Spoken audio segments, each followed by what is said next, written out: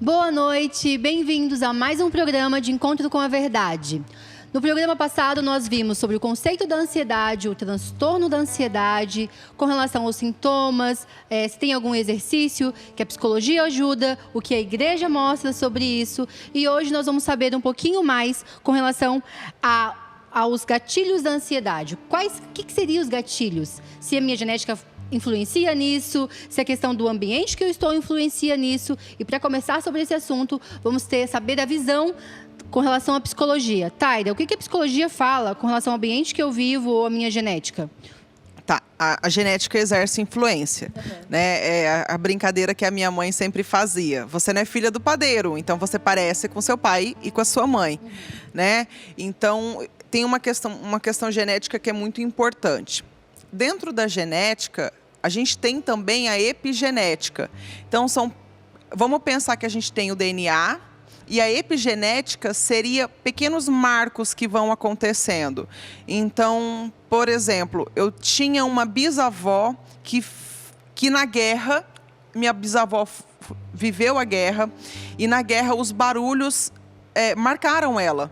Né? Então ela carrega esse trauma, esse transtorno de estresse pós-traumático em relação a barulhos explosivos. Minha avó nasce e carrega um pouco dessa característica da minha bisa. A minha mãe, a gente vai reverberando isso na nossa história, né? Então isso vai marcando a minha genética, o meu DNA, que é o que a gente chama de epigenética, é como se fosse uma corda gasta. Entende? Essa corda que já foi muito usada. Não é fator determinante, mas pesa, né? Existem pessoas que elas têm um cérebro que está mais predisposto a doenças neuropsicológicas. Vamos pensar assim. Então, pessoas que são mais dispostas a um transtorno de ansiedade generalizada, a um transtorno de estresse pós-traumático, porque esse cérebro dela quando a gente fala de conexões neurais, né, de produção de serotonina, dopamina, você tem um cérebro que ele está mais deficitário nesse sentido. Ok. A gente também tem a questão do ambiente. Então, por exemplo, eu sou extremamente ansiosa. Tá, eu faço atividade física. Como é que é a minha alimentação? É regada a cafeína? É regada a carboidrato, que são coisas extremamente estimulantes? Eu vivo num ambiente... Onde é que eu trabalho? Por exemplo, você conversa com quem trabalha com ações, meu Deus, essa pessoa não desliga. Porque é um ambiente que por si só é extremamente estimulante. Eu faço meditação, eu tenho momentos de devocional, de tranquilidade. Então, o fator ambiental e as pessoas com as quais eu me relaciono também ajudam muito nesse processo. Então, a gente tem os dois lados da moeda. A genética, sim, que exerce uma influência, mas não é determinante para... E existe a questão ambiental, a questão comportamental, que também exerce uma grande influência. Se você tem uma genética que te predispõe a isso, e um comportamento, que é os outros 50%, digamos, que vai selar o teu destino. Então, você tem que saber caminhar nesses dois sentidos. Entendi. Pastora, e como é que é a visão da igreja com relação a isso? Porque a genética influencia totalmente, né, no que eu sou e dentro da igreja, de como eu vou reagir a isso. E a ansiedade vem muito disso, né? Como é que vocês trabalham nisso dentro da igreja? A gente traz a palavra de Deus que fala que quando nós aceitamos Jesus, né? Nós, através do Espírito de Deus que passa a habitar em nós, Ele nos dá o direito de chamarmos Ele de Pai e nós nos tornamos filhos, né? Pelo novo nascimento, nós tornamos nova criatura. E o Senhor falou, né, que Jesus, quando estava instruindo os discípulos acerca da sua morte e ressurreição, Ele falou, olha, eu vou para o Pai, né? Mas eu vou deixar o Consolador, eu vou deixar o Espírito da verdade que lhes ensinará todas as coisas. Então, esse Espírito da verdade, que é o Espírito próprio Deus, né, nos vai fazer compreender e vai nos capacitar a nos descolarmos desse DNA natural, que é a nossa família, né? Existem raízes familiares que trazem, sim, cargas de maldição, né? Minha avó era ansiosa, era controladora, né? Minha mãe é controladora, sociosa. O medo, né? E isso passa, assim, até inconscientemente, a gente já tem visto até nos episódios passados, a gente falou muito isso, né? De como a identidade das pessoas são formadas desde o útero, né? Isso são coisas involuntárias porque partem até do inconsciente. Então, sim, né, você recebe a carga genética dos seus pais naturais, dos seus ascendentes, né, e passa também para os seus descendentes. Mas o Senhor, ele sabendo de tudo isso, ele fala, opa, né, a partir do teu novo nascimento, a partir do momento que você se torna meu filho, né, eu consigo transformar em você, transformar você a partir do Espírito Santo, a minha imagem e semelhança, né? Não confiando em cavalos, em carroças, mas confiando em mim, entregando o teu futuro em mim, as tuas aflições, as tuas angústias, né?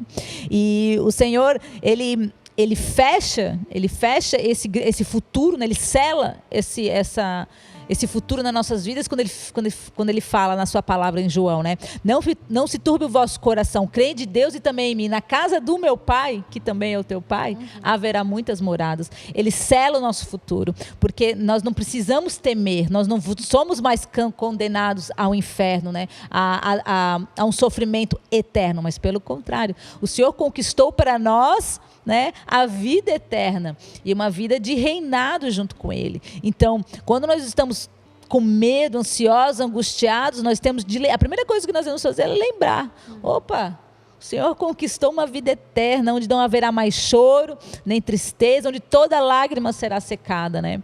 Então, tendo fé, né? Crendo que o Senhor já conquistou para nós uma vida de alegria e abundância, que é a vida eterna, os males daqui desse ambiente natural, né? O ambiente, ou seja, aquilo que nós sofremos também através da nossa família natural, passa a ser passageiro, né? E suportável. Traz a resignação, né? Você compreende que por um bem maior, talvez você esteja passando por esses males aqui na Terra, né? É verdade, né? E engraçado que, assim, muitas vezes a gente esquece que a gente tem o poder mesmo de falar pra gente, olha, eu sou filha, então, independente da minha raiz familiar, independente do que aconteceu, isso foi quebrado, e hoje eu tenho o Consolador do Espírito Santo, e declarar isso sobre a nossa vida, né? A gente tem que ter esse pensamento quando vai vir, sim, né, a dificuldade. Jesus falou que, na realidade, ele não fala que a gente não vai ter problema nenhum, ele fala ao contrário, né? Ele nos fortalece para passar por aquilo, né? Mas é isso aí, pastora. Ô, Joyce, e até complementando um pouco do que a pastora falou, assim, a parte do comportamental também é questionar. Se eu tenho uma predisposição genética a ser ansiosa, as minhas ações, se o que a minha bisavó sofreu na guerra marcou o meu DNA, por que o que eu faço hoje também não pode marcar? Eu vou construir... O renovo, né? Vou renovar, claro. Eu vou construir algo novo, não só para mim, mas para os meus descendentes. Então, o que eu vou fazer? Quando a ansiedade vier ou quando o medo vier, eu vou questionar isso? Eu vou começar a ter ações diferentes? Eu vou mudar os meus comportamentos? Mudar a minha alimentação? Né? O crente, ele... É incrível, assim, a gente peca pela boca.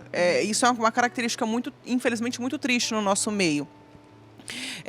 Eu vou começar a propor mudanças, até não só por uma questão física e de tudo, mas porque a própria Bíblia te coloca nesse lugar, né? De que como filha de Deus, eu vou agir conforme o meu pai. E eu vou ter que começar a trazer isso à mente. E a gente faz muito isso na terapia. Né, de questionar a crença, de fazer reestruturação de novas crenças. Então, eu acho isso lindo na terapia cognitivo-comportamental, como a gente caminha muito de mãos dadas, querendo ou não, com a Bíblia. É verdade mesmo. E Taira, e quando, por exemplo, vem um gatilho desse, né, um gatilho ruim na nossa mente, como é que vai ser trabalhado isso? Né? Como que a psicologia consegue nos ajudar e falar, opa, querendo ou não, a questão da igreja, né, quando vem, a gente vai tentar orar, tentar fazer tudo isso, mas querendo ou não, dependendo como você tiver, isso não vai resolver, né? E como que a psicologia pode auxiliar nisso? Tá. Tem um aspecto que era importante eu ter falado lá no começo, que é uma questão de personalidade. Né, nós temos características de personalidade. Então, existe o introvertido, existe o extrovertido, existe aquela pessoa que ela é mais metódica, né? Cada personalidade vai lidar com as situações ao redor de um jeito. Então, o extrovertido, frente a algo novo, né, uma mudança no que estava programado, ele talvez tenha mais jogo de cintura. O introvertido, aquilo pode ser mais ansiógeno para ele, né? O metódico, o perfeccionista, que cai no extremo de um metodismo, é extremamente angustiante para ele essa mudança. Talvez o extrovertido ele consiga lidar melhor. O extrovertido talvez fique mais ansioso, o gatilho dele seja justamente a rotina. Então, eu preciso reconhecer qual que é a personalidade desse indivíduo, quais são os traços de personalidade dele. Reconhecer esses traços de personalidade, eu vou questionar. Ok, se observa autoconhecimento, que é uma coisa que a gente não tem o hábito, né? Nossos pais não tiveram essa cultura, enfim, nem os pais deles muito menos, mas de me conhecer, de me perceber, de parar e falar assim, meu Deus, o que eu estou sentindo? De onde é que veio isso? Tá, eu estou sentindo isso já tem alguns dias que eu percebo que isso está me rodeando. Então, a gente precisa identificar esses gatilhos. Às vezes, de parar e me observar o meu entorno, eu identifico. E, às vezes, eu vou conversar, por exemplo, com o meu cônjuge, com a minha família, com os meus amigos, com os meus pastores, ou até na terapia mesmo, né? De identificar quais são os gatilhos, porque cada um vai ter um. Pode ser algo extremamente positivo, uma viagem, uma festa, um casamento, um nascimento, ou pode ser algo realmente muito terrível. A possibilidade da morte, o medo, uma fobia específica. Então, cada pessoa pode ter um gatilho bem diferente e muito... E a personalidade ainda exerce uma certa influência a respeito disso. Entendi. E, assim, não sentirmos culpados, né? A ansiedade, ela não vai sair do dia para a noite. Agora eu sou uma pessoa super ansiosa hoje e vou diante de Deus, coloco lá e amanhã já vai estar tudo resolvido. Não vai ser assim, né? Na realidade, ela é um processo. Como tudo que nós vimos que o Senhor faz com a gente, né? A gente não consegue ser modificado assim. Não, a gente tem que ter uma constância, né? E é esse processo que nós precisamos para que o Senhor controle os nossos pensamentos, para que nós possamos colocar todo o nosso futuro diante do Senhor e para que isso possa nos ajudar a controlar essa ansiedade, sim. Muitas vezes a gente não vai conseguir nem orar, porque a gente está tão ansioso que a gente não consegue nem parar, né? Mas tenha em mente tudo isso que a gente falou aqui hoje e quando vir um gatilho, colocar diante de Deus, sim, mas procurar outras ajudas também, tá? Ô, Joyce, tem um psicólogo, desculpa a interrupção, o Jonathan Haidt, se eu não me engano, que ele dá uma comparação que é muito legal. É como um elefante, né? E um piloto, digamos, do elefante. E esse elefante são as suas reações mais primitivas, né? E vamos pensar que a ansiedade é uma reação, querendo ou não, primitiva. Se você quiser que o elefante vá para a esquerda e esse elefante quiser ir para a direita, querida, o elefante vai para a direita. Eu sinto muito por você que quer muito à esquerda. O elefante vai para a direita. E não adianta tentar fazer esse elefante ir para a esquerda na base do grito, da raiva. Tipo assim, ai, elefante, seu idiota, como você... Não, você tem que... Não. Quer exercer domínio sobre esse elefante? Seja um bom domador. Aprenda a domar este elefante. Não é na força do grito. É sobre domar. E domar requer tempo. Então, eu estou sentindo ansiedade, eu preciso... domar essa ansiedade. Requer tempo, requer disposição, requer exercício. Você não se torna um bom domador de elefante da noite para o dia. E entenda que, de vez em quando, mesmo você sendo um exímio domador, esse elefante pode dar a louca e sair em disparada. Pastora, e como que a igreja ajudaria nesses gatilhos? Quando vira algo na minha mente, eu gerar ansiedade, como que a igreja consegue explicar um pouco com relação a essa pessoa, o que essa pessoa vai fazer nesse momento? Então, mais uma vez a gente busca, né, auxílio na palavra de Deus, né? Cristo tem sido nosso modelo e todo o legado dele, que é a palavra de Deus, é o que a gente usa como resposta, como luz, né? A palavra é luz para os nossos pés. E tem um texto que é maravilhoso, que está lá em Filipenses 4, a partir do 6, que eu vou tomar liberdade aqui para ler. Fala o seguinte: não andem ansiosos por coisa alguma, mas em tudo, pela oração e súplicas e com ação de graças, apresentem seus pedidos a Deus. E a paz de Deus, que excede todo o entendimento, guardará os seus corações e as suas mentes em Cristo Jesus. Finalmente, irmãos, tudo que for verdadeiro, tudo que for nobre, tudo que for correto, tudo que for puro, tudo que for amável, tudo que for de boa fama, se houver algo de excelente ou digno de louvor, pensem nessas coisas. Tudo que vocês aprenderam, receberam, ouviram e viram em mim, ponham-no em prática, e o Deus da paz estará com vocês. Aqui é uma síntese, né? Ele conseguiu sintetizar uma forma bem concisa assim, daquilo que é um exercício, trata de nada mais do que um exercício para que você tenha domínio próprio sobre a sua ansiedade, né? Então ele primeiro ele dá o comando: não ande ansioso, não, isso não é de Deus, né?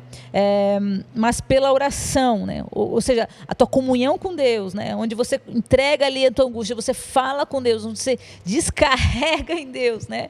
As tuas necessidades, né? E sendo grato por tudo aquilo que Ele já fez. Então, aí é um outro exercício. Você vai lá, mas se Deus cumpriu todas essas promessas na minha vida, por que Ele não é fiel? Por que Ele não é Deus também para cumprir essa presente, né? Essa a qual está trazendo essa ansiedade, esse sentimento de ansiedade, ou trazendo dúvida, medo, né? Nesse momento na minha vida. Mas coloque isso diante de Deus, né? E em seguida, a paz de Deus, ou seja, aquilo que o mundo, né? A paz que excede o nosso entendimento, que o mundo não conhece, ou seja, não é algo que você conhece, talvez por um método, né? Mas aquilo que o Espírito Santo de Deus vai ser capaz de te dar, que excede o teu entendimento, ou seja, a tua razão vai sempre, né, questionar, mas Deus é capaz? Não. Creia que Deus é capaz de trazer uma paz independente do momento que você esteja. E daí ele traz um exercício daquilo que deve ocupar a tua mente, né? Porque a boca fala aquilo que o coração está cheio. Então enche o teu coração dessas verdades, dessas palavras. Então fala: irmãos, tudo que for verdadeiro, ou seja, tudo que aquilo que tem firmamento na palavra, aquilo que verdadeiramente nasce de Deus, tudo que for nobre, tudo que for correto, né? Se afaste dos pensamentos errados, tudo que for puro, tudo que for amável, tudo que provir do amor de Deus, né? Tudo que for de boa fama, se houver algo de excelente, digno de louvor, pense nessas coisas. Ou seja, medite, né, sobre coisas boas, pensamentos positivos, tudo aquilo que, né, que é verdadeiramente bom e excelente. Treine o teu pensamento, né? E o Senhor vai te dar a paz que excede o entendimento. Então aqui é um exercício de controle, né, de domínio próprio, onde você vai sujeitar a tua alma, que vai estar agitada, vai estar levando uma tendência para levar para um caminho talvez de descompensação ou de descontrole, ou enfim, né? Mas vai fazer com que você exercite o domínio próprio, o controle dos seus sentimentos, pensamentos e atos, né? É um fruto do Espírito Santo que deve ser cultivado, e aqui traz um exercício bem prático para a gente fazer. Muito bom, pastor, é muito bom mesmo. E muitas vezes, assim, quando eu me sinto, a pastora falando ali, eu já lembrei de algo aqui que acontece comigo.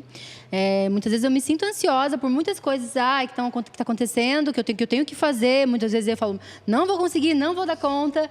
E aí eu vejo: opa, está me gerando algo aqui que não é legal. E aí eu vou fazendo, vou trabalhando, coloco uma musiquinha ali, né, algo que eu gosto de ouvir com relação ao Senhor ali, e aquilo vai me acalmando, né, vai jogando, assim, olha, vai se acalmando, vai respirando fundo, e aí eu vou conseguindo fazer, e no final do dia eu vejo: olha, fui capaz de cumprir o que eu precisava, né. E você aí de casa, já teve algum gatilho desse? Ou você ainda não, você tem a crise de ansiedade, mas você nunca parou para pensar o que gera essa crise de ansiedade em você? Hoje, pare um pouquinho, pega um papel, comece a escrever. Quando você se sente ansioso, o que está acontecendo dentro de você? É importante você se conhecer, como a Taira falou, como a pastora também falou aqui, para você colocar diante de Deus as suas questões. O Senhor está para te ouvir, Ele vai ouvir todas as suas queixas. E escrever é o melhor remédio, porque ali você coloca para fora e depois você vai ler aquilo, e muitas vezes coisas que você até tem medo de colocar para fora, mas isso é um gatilho da ansiedade na sua vida. Não se esqueça de compartilhar esse vídeo, de se inscrever no nosso canal, e até o próximo programa.